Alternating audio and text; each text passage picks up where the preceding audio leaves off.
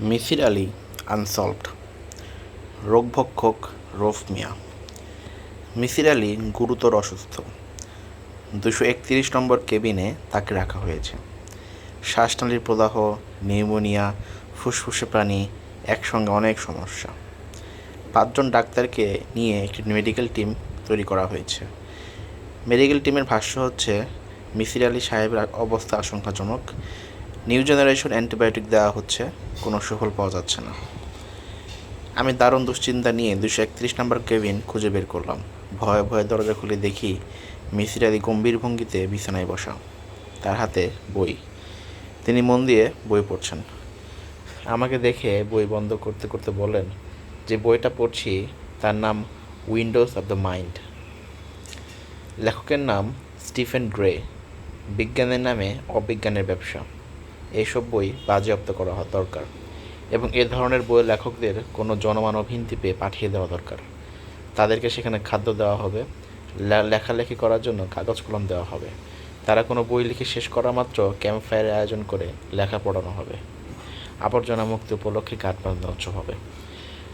আমি বিছনার পাশের চেয়ারে বসতে বসতে বললাম, শুনেছিলাম আপনি অসুস্থ।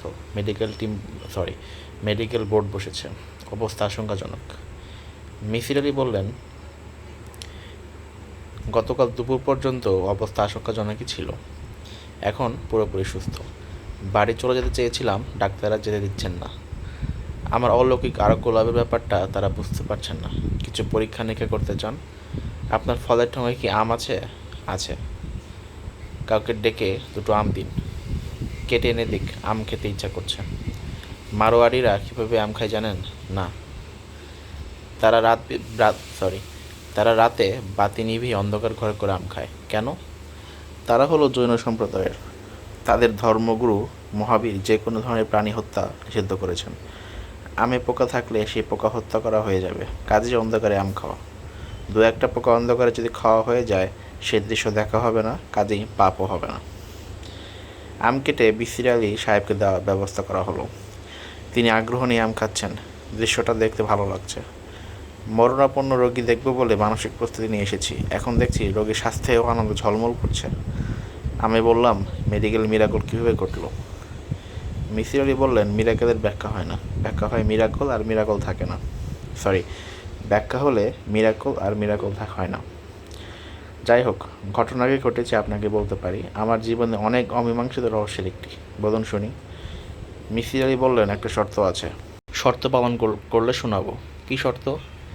সিগারেট খেতে ইচ্ছা করছে, সিগারেট খাওয়ার ব্যবস্থা করুন।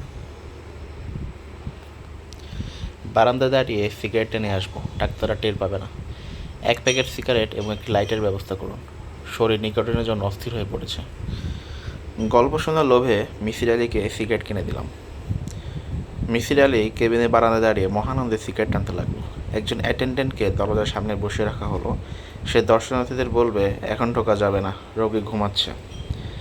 মিসির আলী গল্প শুরু করলেন। সবাই পত্রিকায় খবর পড়ে, আমি পড়ি বিজ্ঞাপন। একটি জাতির মানসিকতা, সীমাবদ্ধতা, অগ্রগতি সব কিছুই বিজ্ঞাপনে উঠে আসে। 1 যুগ আগের কথা বলছি। একটা অদ্ভুত বিজ্ঞাপন চোখে পড়ল।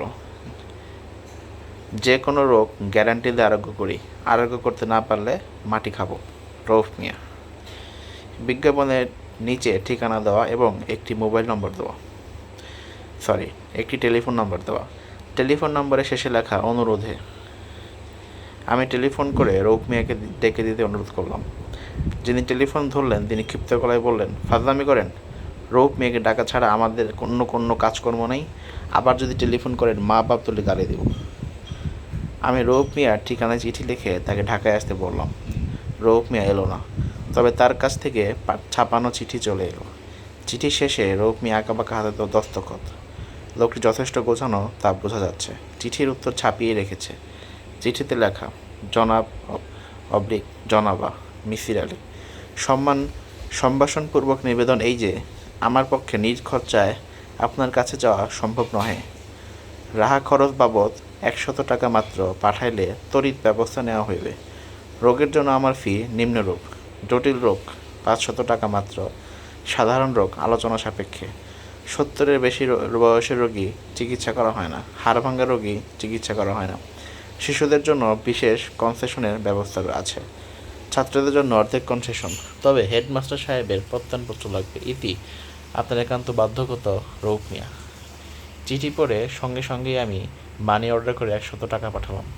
ইন্টারেস্টিং একটা চরিত্র দেখা আলাদা আনন্দ আছে। টাকা পাঠানোর 10 দিনের মাথায় র্যাক্সিনের গাঢ় লাল রঙের ব্যাগ হাতে রৌফ মিয়া আমাদের বাড়িতে উপস্থিত। অপুষ্ট শরীরের একজন মানুষ, গ্রাম্য গায়কদের মতো মাথায় বাবরি চুল, সব চুল পাকা, চোখে সস্তা সানগ্লাস, ভাদ্র মাসের গরমে গায়ে বুকের বোতাম লাগানো কোট, ময়লা শার্টের সঙ্গে হাতের ব্যাগের মতো নীল রঙের টাই। তার গা থেকে উৎকট বিড়ির গন্ধ আসছে। রৌফ মিয়া বললেন, রোগীকে আপনি অল্প কথায় রোগ বর্ণনা করেন, অধিক কথার প্রয়োজন নাই, সার্থকতাও নাই, সময় নষ্ট। আমি বললাম, এত দূর থেকে এসেছেন, খানিকক্ষণ জিনিয়ে নেন, বাথরুমে যান, হাত মুখ ধোন, দুপুরে খাওয়া নিশ্চয় হয় নাই, আসুন একসঙ্গে খানা খাই। রৌফ মিয়া বললেন, গোসলের ব্যবস্থা কি আছে? গরমে কাহিল হয়ে গেছি। আমার সঙ্গে লুঙ্গি, গামছা, তেল, সাবান সবই আছে। রোগী দেখতে প্রত্যন্ত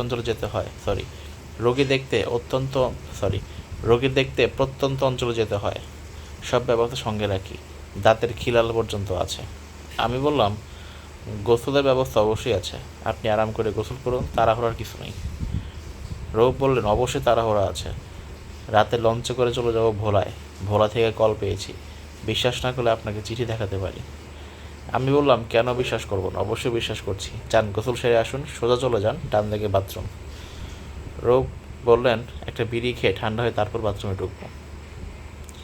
সিগারেট খাবার সামর্থ্য আমার আছে, বিড়ি খাই কারণ সিগারেট আমাকে ধরে না, তাছাড়া বিড়ি কম ক্ষতিকর, সিগারেটে নানা কেমিক্যাল মিশায়, বিড়ি হচ্ছে নির্ভেজাল তামাক। রৌফ বিড়ি ধরিয়ে বুকে হাত রেখে বিকট শব্দে কাশতে লাগলেন। যিনি গ্যারান্টি দিয়ে অন্যের রোগ সারান, তিনি নিজেই অসুস্থ বলে মনে হলো। দুপুরে রৌফ মিয়া অতি তৃপ্তি করে খেলেন। কেউ সাধারণ খাবার তৃপ্তি করে খাচ্ছে দেখলে ভালো লাগে। আমি মুগ্ধ হয়ে তার খাওয়া দেখলাম, খাদ্য বিষয়ে কথা শুনলাম। এটা কি? করলা ভাজি। সবাই কড়া করে করলা ভাজে, কালো করে ফেলে, আপনার বাবুর্চি সবুজ করে ভেজেছে, অসাধারণ। এই করলা ভাজি দিয়ে 1 গামলা ভাত খাওয়া যায়। ছোটো মাছ দিয়ে সজিনা, সঙ্গে আবার কাঁচা আম, বেহেস্তি খানা। 1 পদ হলেই চলে, এরকম একটা পদ থাকলে অন্য পদ লাগে না। ডালের মধ্যে 5 ফোড়ন দিয়েছে, আবার ধনেপাতাও আছে, স্বাদ হয়েছে মারাত্মক। ভাই সাহেব, আপনার এই বাবুর্চির হাতে চুমা খাওয়া প্রয়োজন। খাওয়া শেষ করার পর ভদ্রলোক যে কাজটা করলেন তার জন্য আমি প্রস্তুত ছিলাম না। তিনি আমার কাজের ছেলে হামিদকে ডেকে বললেন, বাবা, তোমার রান্না খেয়ে অত্যাধিক তৃপ্তি পেয়েছি, এই 500 টাকা রাখো বকশিস। আমি দরিদ্র মানুষ, এর চেয়ে বেশি দেওয়ার সামর্থ্য নেই, তবে তোমার জন্য খাস দিলে এখনই আল্লাহ পাকের দরবারে দোয়া করব। হাত তোলো, দোয়ায় সামিল হও। রৌফ মিয়া হাত তুলে দোয়া করলেন, হে আল্লাহ পাক, আজ আমি অতিথিত্ব সহকারে যার রন্ধন খেয়েছি, তুমি তাকে বেহেশতে নসিব করো, যেন সে বেহেশতি খানা খেতে পারে। যে পিতা মাতা এমন এক বাবুর্চি জন্ম দিয়েছে, তাদেরকেও তুমি বেহেশতে নসিব করো, আমিন। দোয়া শেষ হবার পর হামিদের চোখে পানি, সে চোখ মুছে ফোঁপাতে লাগলো। আমি বললাম, আজ রাতটা আপনি ঢাকায় থেকে যান, হামিদ মাংস রাঁধুক, সে ভালো মাংস রান্না করে। রৌফ বলবেন, আচ্ছা থাকলাম, ভোলার রোগে একদিন পরে গেলে দেখলেও ক্ষতি নাই, কিছু নাই। এতদিন রোগ ভোগ করেছে, আর একদিন বেশি ভোগ করলে উপায় কি? সবই আল্লাহ পাকে ইশারা। আপনার রোগী সন্ধ্যার পর দেখব, এখনও শুয়ে কিছুক্ষণ ঘুমাবো, অতিরিক্ত ভোজন করে ফেলেছি। রৌফ মিয়া সন্ধ্যা পর্যন্ত নাক ডাকিয়ে ঘুমালেন। আমি হামিদকে বললাম রাতে ভালো করে খাবারের আয়োজন করতে, পোলাও, খাসির রেজালা, মুরগির কোরমা, বেচারা আরাম করে খাক। দুপুরে অতি সামান্য খাবার খেয়ে যে তৃপ্তির প্রকাশ দেখেছি তা আবার দেখতে ইচ্ছা করছে। রৌফ মিয়া যখন শুনলেন আমার কোনো রোগী নেই, আমি গল্প করার জন্য তাকে টাকা পাঠিয়ে আনিয়েছি, তখন তিনি খুবই অবাক হলেন। আমি বললাম, ভাই, রোগ আপনি কীভাবে সারান? রৌফ মিয়া বললেন, রোগ ভক্ষণ করে ফেলি। কী করে ফেলেন? ভাই সাহেব, খেয়ে ফেলি, ভক্ষণ। আমি বললাম, কিভাবে খেয়ে ফেলেন? চেটে খেয়ে ফেলি। আমি বললাম, কিভাবে চেটে খান, ভালো মতো ব্যাখ্যা করুন। রৌফ বললেন, রোগীর কপাল চেটে রোগ খেয়ে ফেলতে পারি, হাতের তালু, পায়ের তালু চেটেও খাওয়া যায়। ছোট শিশুদের ক্ষেত্রে ঘাট চেটে রোগ খাওয়া আমার জন্য সহজ। ও আচ্ছা। রৌফ দুঃখিত গলায় বললেন, আপনি মনে হয় আমার কথা বিশ্বাস করেন নাই, অনেকেই করে না। বাংলাদেশে বিশ্বাসী লোক পাওয়া কঠিন, সবাই অবিশ্বাসী। আমার কাছে দুটো সার্টিফিকেট আছে, দেখতে পারেন। আমি ইচ্ছা করলে ব্যাগ ভর্তি সার্টিফিকেট রাখতে পারতাম, রাখি নাই, কারণ আমি সার্টিফিকেট কাঙ্গাল না। আপনি কিসের কাঙ্গাল? ভালোবাসার কাঙ্গাল। যে যার কাঙ্গাল হয় সে সেই জিনিস পায় না। আপনি পান নাই? জি না। তবে আপনি ভালোবাসা দেখাইছেন, আদর করে পাশে নিয়ে ভাত খেয়েছেন, নিজের হাতে পেটে 3 বার ভাত তুলে দিয়েছেন, ছোট মাছের সালদ দিয়েছেন 2 বার, সালনের বাটিতে একটা বড় চাপিলা মাছ ছিল, সেটা আপনি নিজে না খেয়ে সেটা আপনি নিজে না নিয়ে আমার পাতে তুলে দিয়েছেন। এমন ভালোবাসা আমার কেউ দেখায় নাই। ভাই সাহেব, সার্টিফিকেট 2টা পড়লে খুশি হব। আমি সার্টিফিকেট 2টা পড়লাম। একটা দিয়েছেন নানি নান সরি একটা দিয়েছেন নান্দিদা হাই স্কুলের অ্যাসিস্ট্যান্ট হেডমাস্টার। তিনি লিখেছেন, যার জন্য প্রযোজ্য এই মর্মে প্রত্যয়ন করা যাইতেছে যে ব্যতিক্রমী চিকিৎসক মোহাম্মদ রৌফ মিয়ার চিকিৎসায় নান্দিনা হাই স্কুলের দপ্তরি শ্রীরামের কন্যা সুধা সম্পূর্ণ আরোগ্য লাভ করিয়াছে। সে দীর্ঘদিন জটিল জন্ডিস রোগে আক্রান্ত ছিল। আমি মোহাম্মদ রৌফ মিয়ার উন্নতি কামনা করি। সে রাষ্ট্রবিরোধী কোনো কর্মকাণ্ডের সঙ্গে জড়িত নয়। তার নৈতিক চরিত্র উত্তম। মোহাম্মদ আজিজুর রহমান খান, সহকারী প্রধান শিক্ষক, নান্দিনা হাই স্কুল। দ্বিতীয় প্রশংসাপত্রটি উকিল আশরাফ আলী খাঁ দিয়েছেন। এই প্রশংসাপত্রটি ইংরেজিতে লেখা। I hereby confirm the fact that Mr. Rope Mia is genuine disease eater. He has performed the feat in presence of me. রৌপ মিয়া বললেন, ইংরেজি লেখাটার জোর বেশি, কি বলেন ভাই সাহেব? আমি বললাম, হ্যাঁ। রৌপ মিয়া বললেন, উকিল মানিস তো, অনেক চিন্তা ভাবনা করে লিখেছেন। আমি বললাম, আপনার খবর স্থানীয় কোনো কাগজে আসেনি? এই জাতীয় খবর তো লোকাল কাগজগুলো আগ্রহ করে ছাপায়। রৌপ দীর্ঘশ্বাস ফেলে বললেন, নেত্রকোনা বার্তায় একবার খবর উঠেছিল। পেপার কাটিং হারিয়ে ফেলেছি, তবে হারায় লাভ হয়েছে। ওরা আমার নাম ভুল করে চেপেছে, লিখেছে রব মিয়া। রব মিয়া রৌপ কি এক ফাজিল পোলাপান সাংবাদিক হয়ে বসেছে। আর লিখেছেও ভুল, লিখেছে রব মিয়া অন্যের রোগ খেয়ে জীবন ধারণ করে, তিনি কোনো খাদ্য গ্রহণ করে না। খাদ্য গ্রহণ না করলে মানুষ বাঁচে? আমি বললাম, আপনি বিয়ে করেছেন? যৌবনকালে বিবাহ করেছিলাম, স্ত্রী মারা গেল কলেরায়। ছোট একটা ছেলে একটা ছিল, নাম রেখেছিলাম রাজা মিয়া। সুন্দর চেহারা ছবি ছিল, এই জন্য রাজা মিয়া। ছেলেটা মারা গেল টাইফয়েডে। রোগ খাওয়া তখন জানতাম না, এই জন্যই চোখের সামনে মারা গেল। রোগ খাওয়া জানলে টাইফয়েড কোনো বিষয় না, চেটে ভক্ষণ করে ফেলতাম। রোগ খাওয়ার কৌশল শিখলেন কীভাবে? রৌপ মিয়া দীর্ঘশ্বাস ফেলে বললেন, আমার ছেলে রাজা মিয়া আমারে শিখাইছে। একদিন ভোর রাতে রাজা মিয়ারে স্বপ্নে দেখলাম। আমি বললাম, বাবা কেমন আছো? সে বলল, ভালো আছি। আমি বললাম, তোমার কি বিএসসি নসিব হয়েছে? সে বলল, জানি না। আমি বললাম, তোমার মা কই? তার সঙ্গে তোমার সাক্ষাৎ হয় না? সে বলল, না। তারপরে সে আমার রোগ খাওয়ার কৌশল শিখাইয়া দিল। আমি স্বপ্নের মধ্যেই ছেলেকে কোলে নিয়ে কিছুক্ষণ কাঁদলাম। ঘুম ভাঙার পর দেখি চোখের পানিতে বালিশ ভিজে গেছে। রৌপ মিয়া চোখ মুছতে লাগলেন। একসময় বললেন, আপনার ব্যবহারে মুগ্ধ হয়েছি। আপনি যদি চান রোগ খাওয়ার কৌশল শিখাইয়া দেব। তবে আপনারা ভদ্র সমাজ, আপনারা পারবেন না, চাটাচাটির বিষয় আছে। রৌপ মিয়া 2 দিন থেকে ভোলাই রোগে দেখতে গেলেন। 6 মাস পর তার কাছ থেকে একটা চিঠি পেলাম। এবারে চিঠি ছাপানো না, হাতে লেখা। তিনি লিখেছেন, বিরাট আর্থিক সমস্যায় পতিত হইয়াছি। যদি সম্ভব হয় আমাকে 200 টাকা কর্জ দিবেন, আমি যত দ্রুত সম্ভব কর্জ পরিশোধ করিব। ইতি আপনার অনুগত রৌপ মিয়া ব্র্যাকেট র ভ। পুনশ্চতে লেখা, আমি নামের শেষে র ভ টাইটেল নিজেই চিন্তা করিয়া বাহির করিয়াছি। র ভ এর অর্থ রোগ ভক্ষক। আমি 200 টাকা মানি অর্ডার করে পাঠিয়ে দিলাম। এই ধরনের কর্জের টাকা কখনো ফেরত আসে না, তাতে কি? মানুষটার প্রতি আমার এক ধরনের মমতা তৈরি হয়েছে। অবধ শিশুদের প্রতি যে মমতা তৈরি হয়, আমার মমতার ধরনটা সেরকম। রৌপ মিয়া 3 মাসের মাথায় টাকা নিয়ে ঢাকায় চলে এলেন। 2 দিন থাকলেন। দেখলাম তার স্বাস্থ্য আরও ভেঙেছে, জীবন্ত কঙ্কাল ভাব চলে এসেছে। আমি বললাম, শরীরে এই অবস্থা কেন ভাই? রৌপ মিয়া বললেন, অন্যের রোগ খেয়ে খেয়ে অবস্থা হয়েছে। রোগ খাওয়ার পর বেশি করে দুধ খেতে হয়। দুধ কই বলেন? 15 টাকা কেজি দুধ। আমি বললাম, আসুন আপনাকে ডাক্তার দেখাই। রৌপ মিয়া আঁতকে উঠলে বললেন, অসম্ভব কথা বললেন। আমি বিখ্যাত রোগ ভক্ষক, এখন আমি যদি ডাক্তারের কাছে যাই লোকে কি বলবে? কেউ তো জানছে না। কেউ না জানুক, আপনি তো জানলেন। একজন জানা 1,00,000 জন জানা এক কথা। রৌপ মিয়া শীতের সময় এসেছিলেন, বাজারে নতুন সবজি উঠেছে, তার জন্য বাজার করলাম।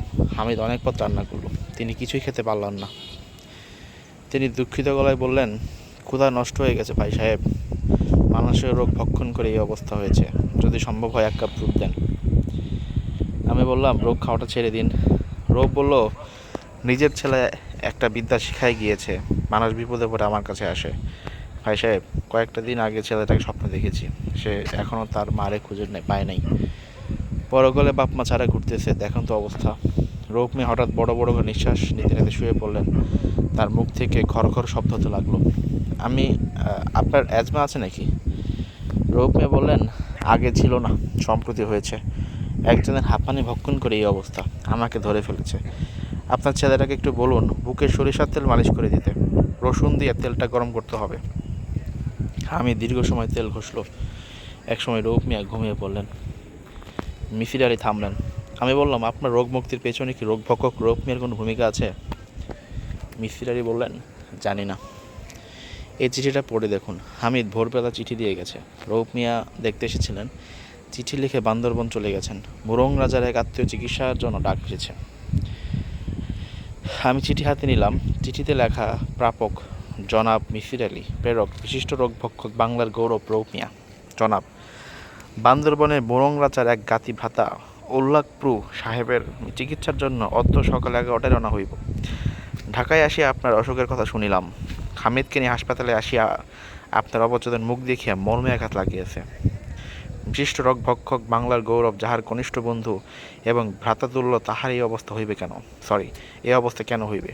বাংলার গৌরব টাইটেল বর্তমানে আমি ব্যবহার করিতেছি। যে দেশের যে নিয়ম, নিজের ঢোল নিজেকে বাঁচাতে হয়। যাই হোক, আমি আপনার ডান হাত চাটিয়া রোগ সম্পূর্ণ ভক্ষণ করিয়াছি, অবশিষ্ট কিছুই নাই। কিছুদিন শরীর দুর্বল থাকিবে, দধি এবং ফল খাইবেন। কচি ডাবের পানি শরীরের জন্য রোগ মুক্তির অত্যন্ত উপকারী। ইতি আপনার অনুগত মোহাম্মদ রৌফ মিয়া, বিশিষ্ট রোগভক্ষক বাংলার গৌরব। পুনশ্চ জনাব, ভালো কাগজে একটা প্যাড ছাপাইতে কত টাকা খরচ পড়িবে সেই অনুসন্ধান নিবেন। প্যাডে আমার নাম, ঠিকানা এবং টাইটেল লেখা থাকিবে, বাংলার গৌরব লেখা থাকিবে সোনালী কালিতে। প্যাডের ডান পাশে আমার ছবি, তিনটি ছবি সঙ্গে দিয়ে দিলাম। যেটি পছন্দ হয় সেটি ব্যবহার করবেন। 3টি ছবিরই ক্যাপশন আছে। একটিতে রৌফ মিয়ার কানে মোবাইল টেলিফোন, ক্যাপশনে লেখা, রোগীর সঙ্গে বাক্যালাপরত। দ্বিতীয় ছবিতে তিনি ব্যাগ হাতে, কাঁধে কালো চশমা, ক্যাপশনে লেখা, কলেজ যাবার জন্য প্রস্তুত। তৃতীয় ছবিতে তিনি একটি শিশুর কপাল চাটছেন, ক্যাপশনে লেখা, চিকিৎসা চলাকালীন ছবি। চিঠি মিসির আলির হাতে ফেরত দিতে দিতে বললাম, আপনার কি ধারণা সে সত্যি রোগ খেয়ে ফেলেছে? মিসির আলি বললেন, রোগ মিয়া আমার কাছে এসেছিলেন রাত 9টায়। তিনি 15 মিনিটের মতো ছিলেন। এর মধ্যে হাসপাতালে হইচই পড়ে যায়। নার্স ডাক্তার মিলে বিরাট জটলা। বড় এক পাগল মেঝেতে বসে কুকুরের মতো আমার হাত চাটছে। তাকে দারোয়ানদের তাড়িয়ে দেওয়া হয়। আমার জ্ঞান ফেরে রাত 10টার দিকে। জ্বর তখনই নেমে যায়। রাত 12টার সময় বুঝতে পারি আমি পুরোপুরি সুস্থ। আমি বললাম, আপনি আমার প্রশ্নের জবাব দেয়নি। আপনি কি ধারণা রোগভক্ষক আপনার রোগ ভক্ষণ করেছে? মিসির আলি বললেন, জানি না, হিসাব মিলাতে পারছি না। রেইন ফরেস্টের আদিবাসী সমন চিকিৎসকদের মধ্যে রোগীর বুড়ো আঙুল চুষে রোগ আরোগ্যের পন্থা আছে। রেডিয়েন্ট ইন্ডিয়ানরা গায়ে হাত বুলে রোগ সারায়। অধ্যাপক মেসমার বডি ম্যাগনেটিজম চিকিৎসার কথা বলতেন। এর কোনোটাই বিজ্ঞান স্বীকার করে না, যুক্তি স্বীকার করে না। আমি নিজে কঠিন যুক্তিবাদী মানুষ, তারপরেও। মিসির আলি অডিও বন্ড কাগজে প্যাড ছাপিয়েছেন। রোগভক্ষক রৌফ মিয়ার কাছে সেই প্যাড পৌঁছায়নি। বান্দরবন থেকে ঢাকা ফেরার পথে বাসে বমি করতে করতে তার মৃত্যু হয়। মিসির আলি বন্ধুর মৃত্যুর খবর পান 1 মাস পরে। গল্প এখানেই শেষ।